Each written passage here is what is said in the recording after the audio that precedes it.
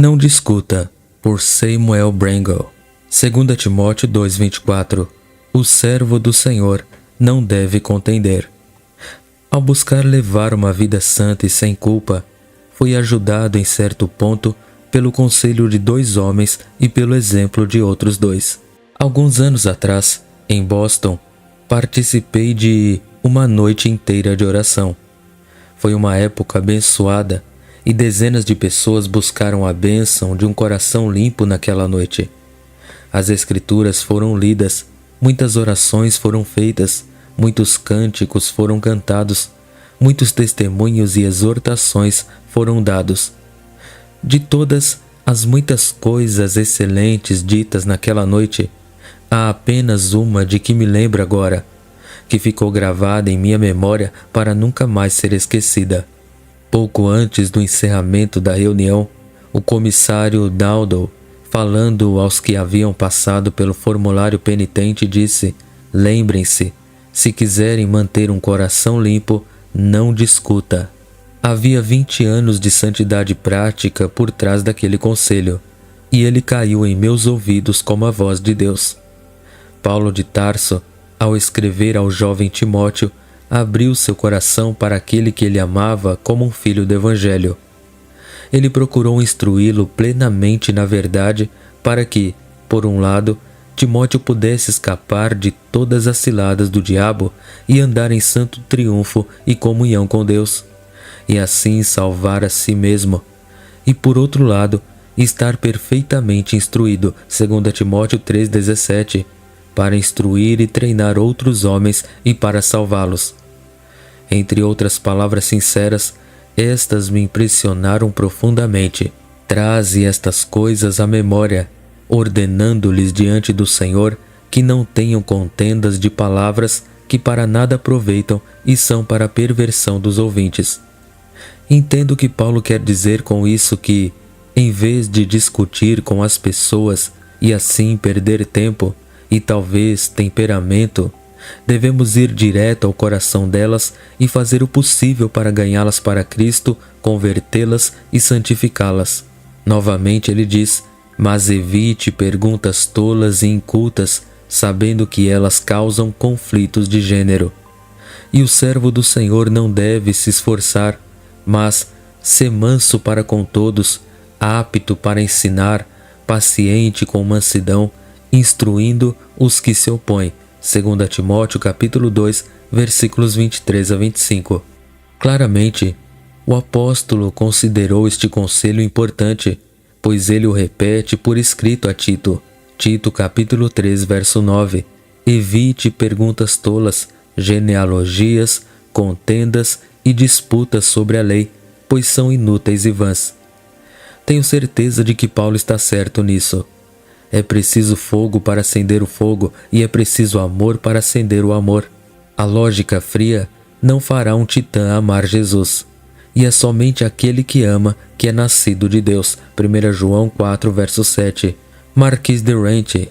Nós, que tivemos o Evangelho ensinado com tanta simplicidade e pureza, dificilmente podemos perceber a terrível escuridão através da qual alguns homens tiveram que lutar, mesmo nos chamados países cristãos, para encontrar a verdadeira luz. Algumas centenas de anos atrás, entre a luxuosa e licenciosa nobreza da França e no meio das formas e cerimônias idólatras da Igreja Católica Romana, o Marquês de Rente alcançou uma pureza de fé e simplicidade de vida e caráter e uma comunhão sem nuvens com Deus, que adornou grandemente o Evangelho e provou ser uma bênção, não apenas para as pessoas de sua própria comunidade e idade, mas para muitas pessoas das gerações seguintes. Sua posição social, sua riqueza e sua grande capacidade comercial o levaram a associar-se a outros em vários empreendimentos de caráter secular e religioso, em todos os quais sua fé e sinceridade piedosa brilharam com notável brilho.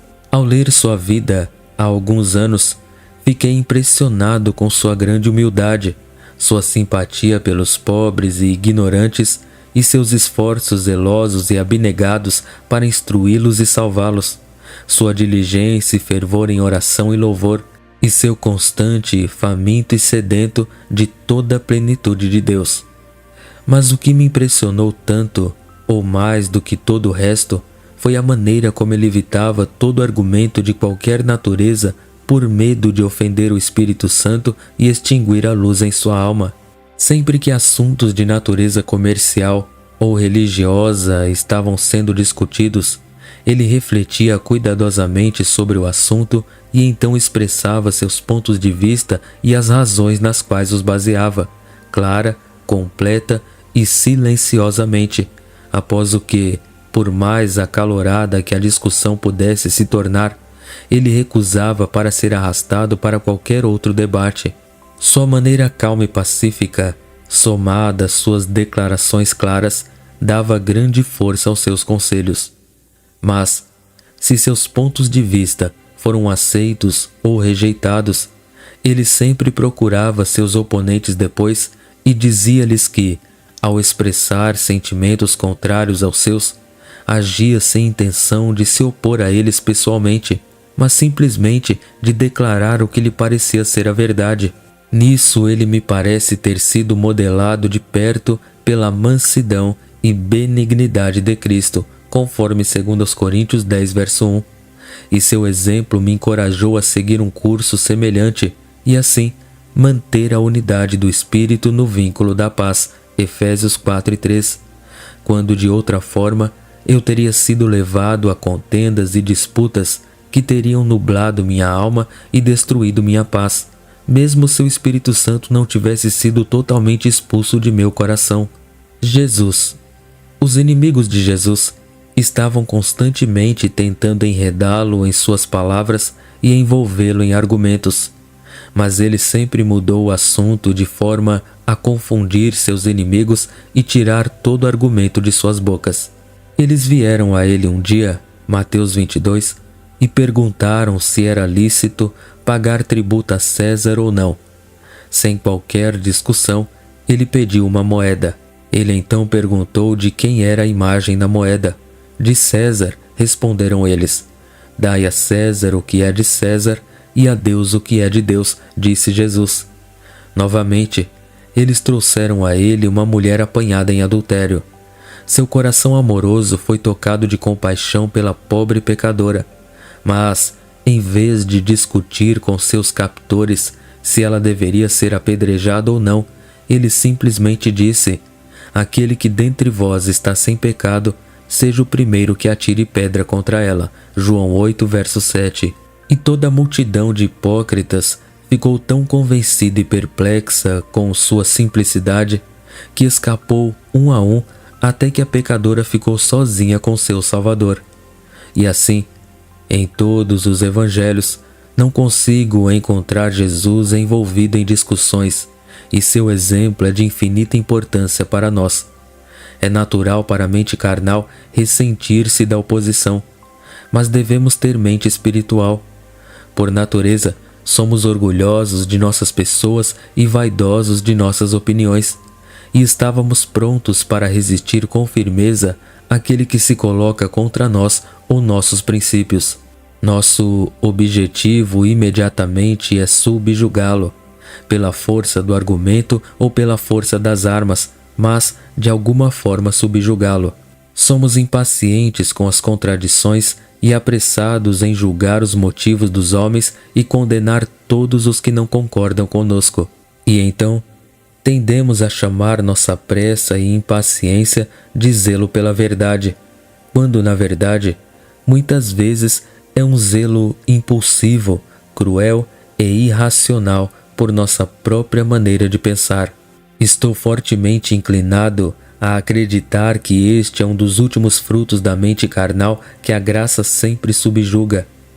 Mas deixe-nos que nos tornamos participantes da natureza divina, 2 Pedro 1:4, cuidemos para que esta raiz da natureza carnal seja totalmente destruída. Quando os homens se opuserem a nós, não vamos discutir, nem injuriar, nem condenar, mas instruí-los com amor, não com um ar de superior sabedoria e santidade, mas com mansidão, lembrando solenemente que o servo do Senhor não deve contender, mas ser manso com todos, apto para ensinar, paciente. Muitas vezes, depois de ter declarado meus pontos de vista de maneira clara, completa e calma para alguém que se opõe à verdade como eu a vejo, sou fortemente tentado a lutar pela última palavra, mas também descubro que Deus abençoa mais quando entrego o assunto em suas mãos, e ao fazer isso, muitas vezes venço meu adversário. Eu acredito que este é o caminho da fé e o caminho da mansidão. Embora possa aparentemente nos deixar derrotados, geralmente no final vencemos nosso inimigo. E se tivermos verdadeira mansidão, nos regozijaremos mais por tê-lo conquistado para um reconhecimento da verdade, 2 Timóteo 2,25, do que por ter vencido uma discussão. Amém. Deus abençoe a todos.